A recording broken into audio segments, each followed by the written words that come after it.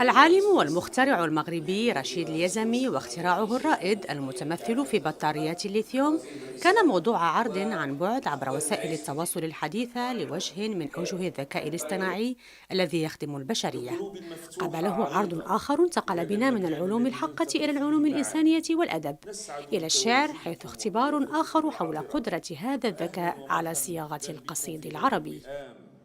نأمل أن تجدوا هنا لحظات سعيدة، فنحن هنا لنكون معكم وقتا طويلا، فلنشرب من نبع الفرح والاجتماع، ولنملأ قلوبنا بالحب والأمل والجمال.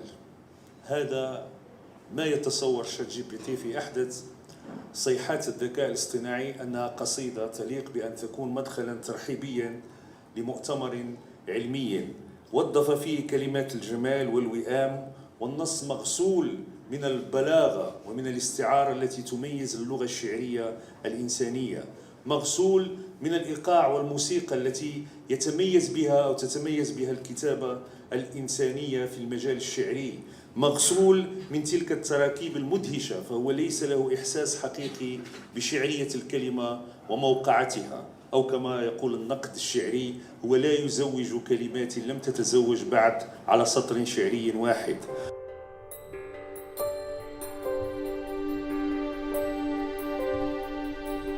الحقيقة تتداخل الاختصاصات في هذا المؤتمر ما بين الإعداد التنظيمي والإعداد التكويني أيضا الأكاديمي، والإعداد الإعلامي أيضا لضمان إشاع حقيقي للملتقى، بالإضافة إلى البعد التشاركي الذي سيقيمه هذا المؤتمر مع كثير من الفعاليات الدولية التي لها قدرة اقتراحية لتطوير هذا النقاش وتعميمه أيضا قصد تحقيق الفائدة.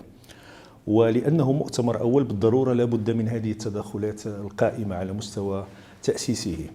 وأتصور أن موضوع الذكاء الاصطناعي يعد الآن من المواضيع ليست فقط على سبيل الترند أو الموضة، وإنما هي مواضيع ترتبط أساسا بالوجود الإنساني، فهي منعرج إنساني في التاريخ الإنساني لا بد وأن نكون واعين بتداعياته ومآلاته، بل يجب أن نستبق هذه المآلات والتداعيات، باعتبار أن ما يتم إظهاره الآن لا يدل إلا على جزء بسيط من قدرة هذه التقنية الجديدة على توليد المعنى وتوجيه التصورات والتسيير والتنظيم.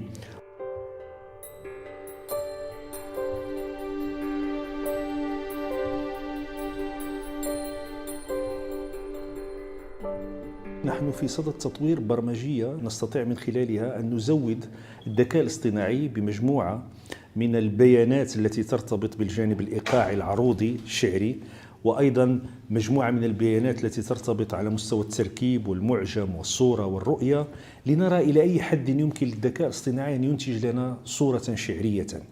لكن هذه الصورة الشعرية مرتبطة من الناحية الإبستمولوجية بمجموعة من العوائق التي ما زال لم يتخطاها الذكاء الاصطناعي، وعلى رأسها وعي الذكاء الاصطناعي بنفسه. حينما سيكتب الذكاء الاصطناعي قصيدة كما قلت، آنذاك يجب أن ندق ناقوس الخطر.